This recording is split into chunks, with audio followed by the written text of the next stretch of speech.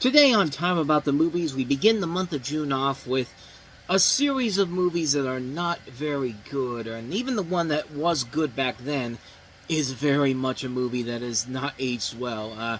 Russell Brand and Jonah Hill, and also Sean Puffy Combs, P. Diddy, starring in Get Him to the Greek, the spin-off to Forgetting Sarah Marshall, and then we have a couple of lackluster comedies, including Katherine Heigl continuing her devastating downfall after knocked up with Ashton Kutcher in the action comedy Killers. We have Owen Wilson starring as Marmaduke in a movie because the world was clearly demanding a Marmaduke movie. Maybe or maybe not, I don't know. But we also have, finally, we have Adrian Brody and Sarah Polley in the horror film Splice. So a wide assortment of movies here. Not a lot of good movies, but certainly ones that will be a lot of discussion to be talked about here. So let's get right to it. June 2010 starts right now here on Time About the Movies.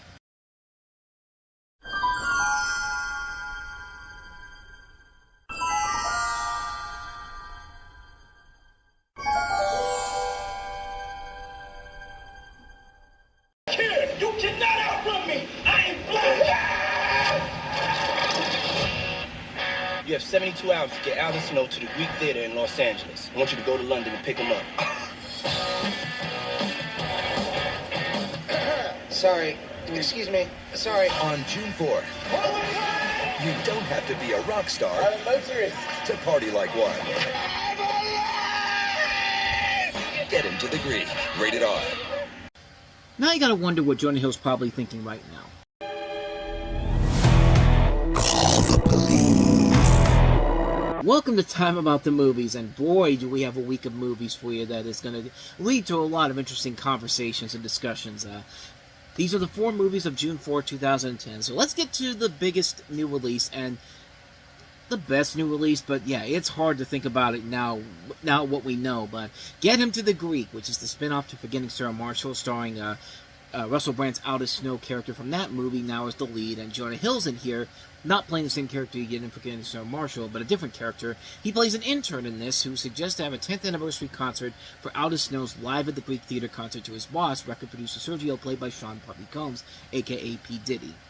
Sergio agrees and sends Aaron to London to pick up the rock star and get him first to NBC's Today Show and then to the Greek Theater in Los Angeles, all within 72 hours. And of course, like in most road movies, hilarity ensues, including an adrenaline shot a la Pulp Fiction, Aaron drinking up whiskey and smoking to keep Aldous clean, and Aaron sticking a thing of drugs up his ass, which, boy, let's get to the controversies, because that's definitely one of those scenes that's just like, what the hell were you thinking? But nowadays, this thing has gotten a whole lot even more creepier, because not only that scene, but there's also a scene where Jonah Hill's character is raped, and it's one of those things where it's just like, you know, it's very hard to make rape funny. It's the observe and report argument again. Like, it's very hard to make rape funny, and yeah, it's not that great of a joke in this movie anyway. But the big thing that everyone takes away from this now is, of course, the fact that Sean Puffy Combs has been arrested and indicted on charges of racketeering, sex trafficking by force, and transportation for public purposes of prostitution. And many people note that his character from Get Him to the Greek commits several crimes very similar to his sexual misconduct allegations in real life. So yeah, that joke I had with Jonah Hill pretty much sums up the movie now, because we all know how much of a scumbag Russell Brand is now. And yeah, watching this movie again, it was very, very hard not to think about that. But I did enjoy the movie, and like I said, I like Forgetting Sarah Marshall. I think it's one of my favorite romantic comedies of all time, but there's nothing in this movie that's on that same level as Forgetting Sarah Marshall. I mean, Forgetting Sarah Marshall was at least a lighthearted, raunchy romantic comedy, but this is a straight-up raunchy road comedy a la Road Trip. But it's not a bad movie, and yeah, it can be very awkward to watch, especially what we know now, but it's still enjoyable. I still enjoyed it back then, and I still find it enjoyable now. I thought Brand and Hill were pretty good in here. This was back when Russell Brand had some talent to him, before he basically shit on his own career and basically became a pariah to everybody. And Jonah Hill was really good in here too. Even P. Diddy had some good lines in here. Like, you know, my favorite line in the whole thing was, "I got 6 fucking kids. You know how many Air Jordan 6 black kids wear?" I mean, lines like that are great overall. Rose Byrne. This is another one of those movies that was like I think this was the first movie that made her the comedic actress that she is now, and not just the person who was in more dramatic stuff like Wicker Park. Like this is like just before Bridesmaids really catapulted her, and I thought she was very good as Aldis's love interest in this, who kind of like a mix between Katy Perry and Lady Gaga. Shockingly, the one person in here that I thought was really, really bad was Elizabeth Moss, who plays Jonah Hill's girlfriend in this, and she has this scene where something happens where he doesn't trust her, and so the whole idea is Aldous basically says, let's have a three-way together, and she's the one that's all in on it. It's just like, where did that turn come from? It's like something that comes out of nowhere, and this film would have been fine if there was nothing, if that scene was not in the movie whatsoever, but unfortunately, that scene is in there, and like, it just makes no sense to add it in there. It's just a pointless addition to the plot here. I mean, if you want to make the argument that they saw the original script for Planes, Trains, and Automobiles, where, you know, Neil Page's wife thought she was cheating on him, he was cheating on her with John Candy's character, and, you know, they took that out smartly because that would have ruined the whole dynamic of the movie. Somebody looked at it and said, well, we could do that in our movie instead.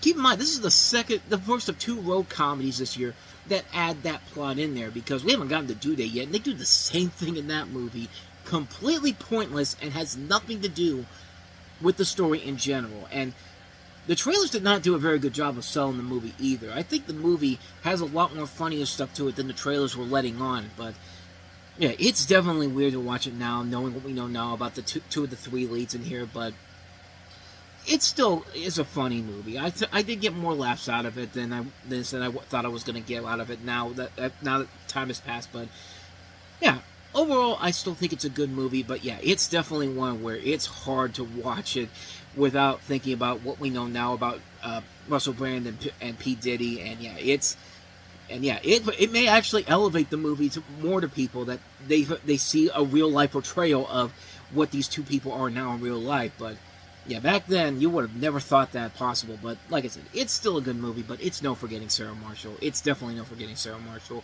and believe me, I would rather watch this one again than the next two comedies we have here, because now we get to the crap. I can hear the voices of the haha comedy guy coming in just a few moments here, so let's go ahead and give him some work. Let's take a look at Killers.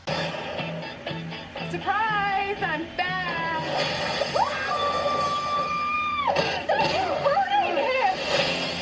Psycho killer. Who do you work for? Let's just say that I work for the blah, blah, blah, and they gave me a license to blah.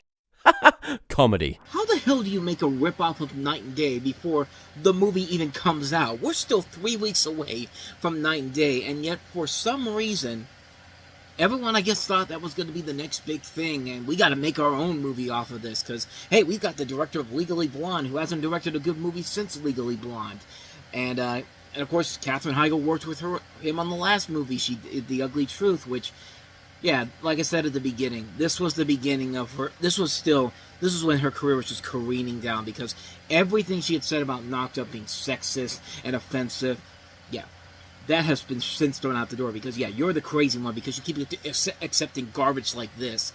The film centers on Katherine Heigl, a young woman who meets the man of her dreams, played by Ashton Kutcher, who turns out to be an assassin. And you see that in the trailer. You see in the trailer that Katherine Heigl's got to be the nervous, not ready for not ready for a relationship thing. It's just like, and again, it's the whole thing where it's just like, they barely meet and they're already getting married. It's another one of those movies where it's just like this woman clearly is not ready for any kind of commitment whatsoever, and the fact that she has to marry an assassin, it's just not fun. And it'd be fine if the movie was good, but no, it doesn't work at all. The action sequences are terrible. The comedy is awful.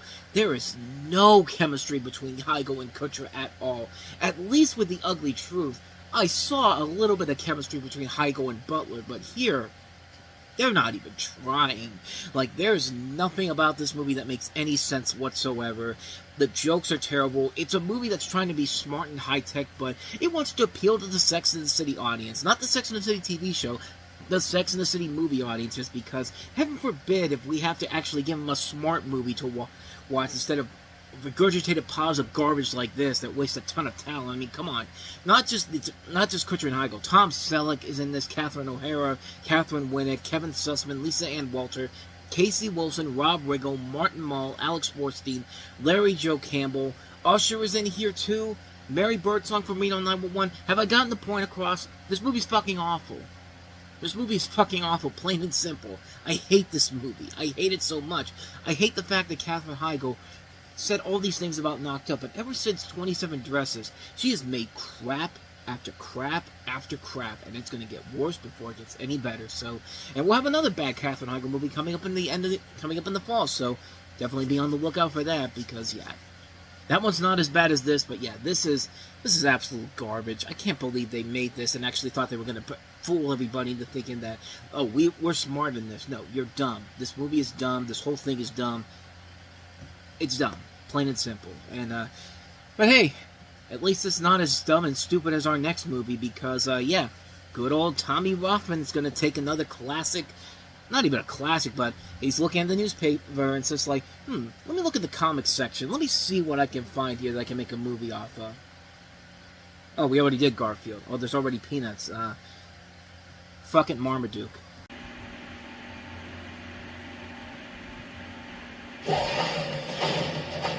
Hey there, I'm Marmaduke. You might be wondering why I'm on lockdown. Well, it's not because of this. Marmaduke! Or this. Ah, jeez! Marmaduke! Or even this. Marmaduke, no! Oops. No, it's because my stepbro Carlos and I are being shipped air freight. Hey, let me out of here. I'm not an animal. Oh, yeah. California. That's right, we're moving to the OC. Oh man, is life gonna change. New house, new smells, and the nicest bathroom I've ever had. Speaking of which, little privacy, please. Out here, the dog park is like high school for dogs. You've got your jocks and your cheerleaders. Ooh, Frisbee! Your drama geeks. Bang, bang! I've been dispersed so long I can't feel my legs. And your bullies, the pedigrees. Check out those ears. Can you fly with those things or what? Do you think my ears are too big? Those things are huge. Do friends fly free? Listen, big guy, I need you to be a good boy. I need to impress my new boss. I don't know what Phil is worried about. Oh, are you okay? Yeah, it's a lot more than that. Comedy. Because this is what you think of when you think of Marmaduke, right? What the fuck were they thinking when they made this? Like, does any of this feel like the Marmaduke comic strip? No, it doesn't.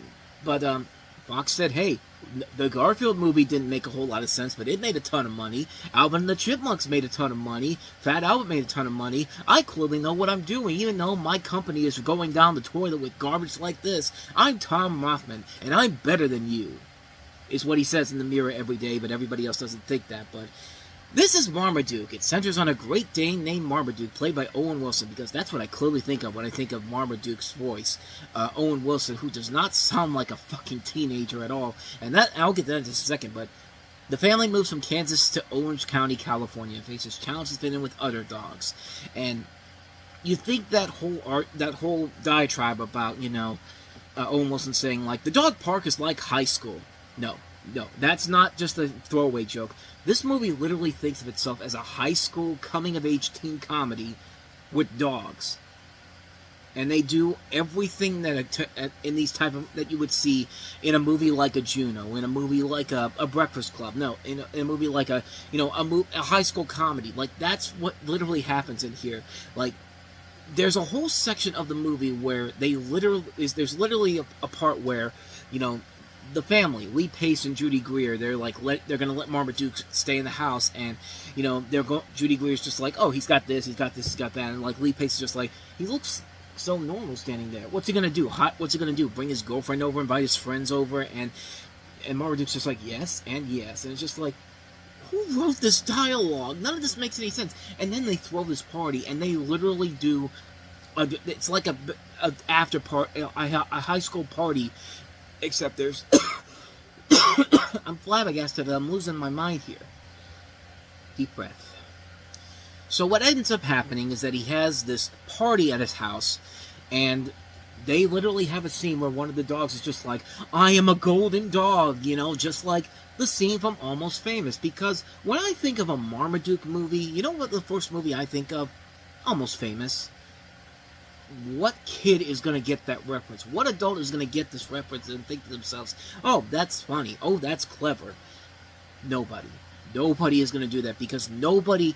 This movie thinks Marmaduke is something that is so much more important and so much more of a beloved character. Marmaduke is not a beloved character. He's no Garfield. He's no Snoopy. He's no Alvin and the Chipmunks. Like, he's no Fat Albert. Like, there's no reason to make this movie. And on top of that, there's no reason to have this stacked of a cast in here. Owen Wilson, who was the wrong choice for this fucking dog. Lee Pace, who deserves a whole lot better. So does Judy Greer, William H. Macy, and then the voices in this. They stacked the cast with this, with Emma Stone, George Lopez, Christopher Mintz-Plasse, Steve Coogan, Fergie, Kiefer Sutherland, Damon Wayans Jr., Marlon Wayans, Sam Elliott. Why the hell are all these names in this goddamn movie? And it's your typical 2000s kids movie where we're not going to be clever about this at all. We're going to throw in gross out humor. We're going to add in stupid slapstick comedy because we have no idea what the hell we're doing. But we know that this is a family film and you're going to trick it and you're going to bring your kids to this whether you like it or not, parents. And yeah, it ended up becoming a hit, unfortunately. But yeah, critics properly trashed this movie, and yeah, it's a terrible movie, man. Like, what more do I got to say about this? This is one of the worst things I've ever seen in my life. This is probably, you know, here's the sad part. This is somehow even worse than the Garfield movies that Fox did. I would rather watch the Alvin and the Chipmunks sequels again. That's how bad this is. This thing is making the Alvin and the Chipmunks sequels look better by comparison, and those are trash. This is garbage. This is unbelievably stupid. It makes no sense whatsoever. It's just... You saw how I was losing my mind there, and I'm still losing my mind. Like, I can't believe somebody put this out there and thought, we got a hit on our hands, and hey, they were right. It suckered the audiences in, and that's 2 hours of their life they're never gonna get back. Because yeah, this is right up there with some of the worst movies of the year. Like, this is. Do I gotta say more? It's garbage. It's fucking garbage, plain and simple.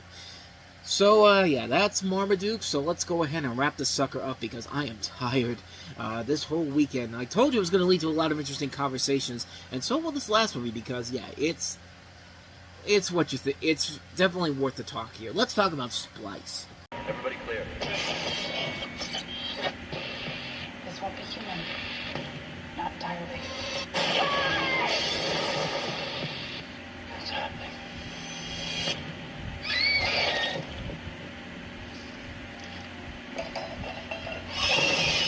This wasn't supposed to go this far. Close your eyes. 3, 2, 1. Splice. Rated R. Starts June 4th. Yeah, this is a very, very bizarre movie. Adrian Brody goes from being an Academy Award-winning actor for The Pianist to wanting to bang a creation that he literally made. I mean, I'm not even joking. That's literally what happens in this movie.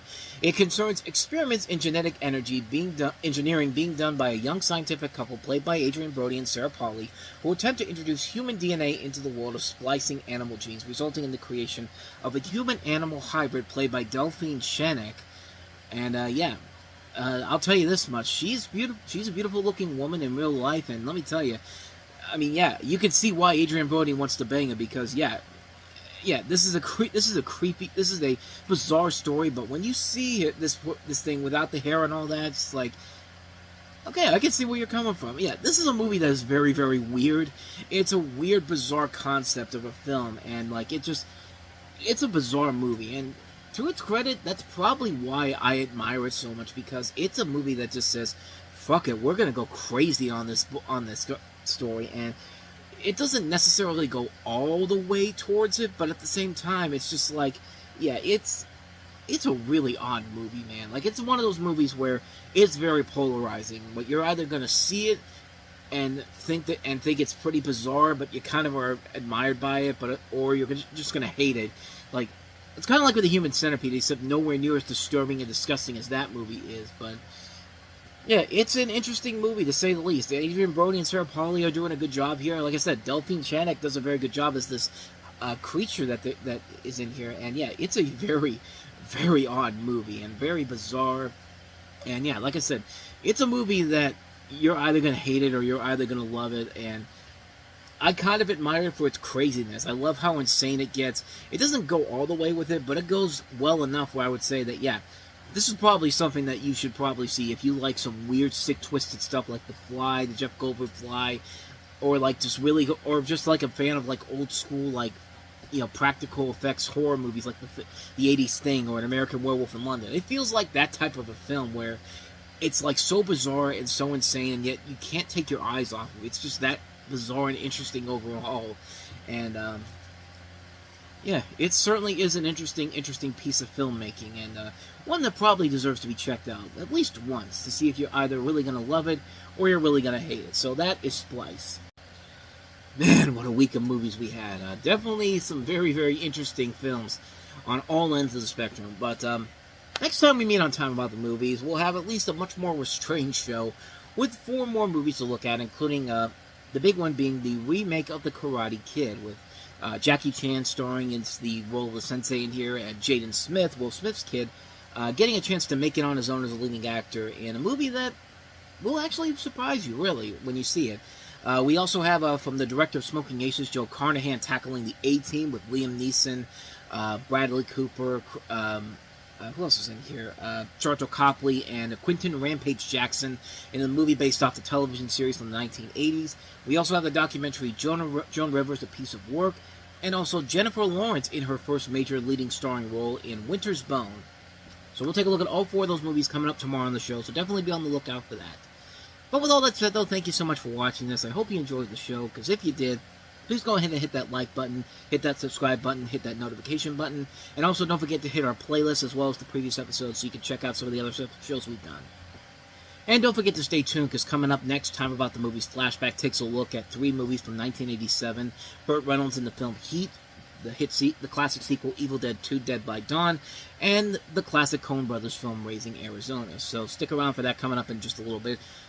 But whether it's in the past, the present, or the future, I will see you at the movies.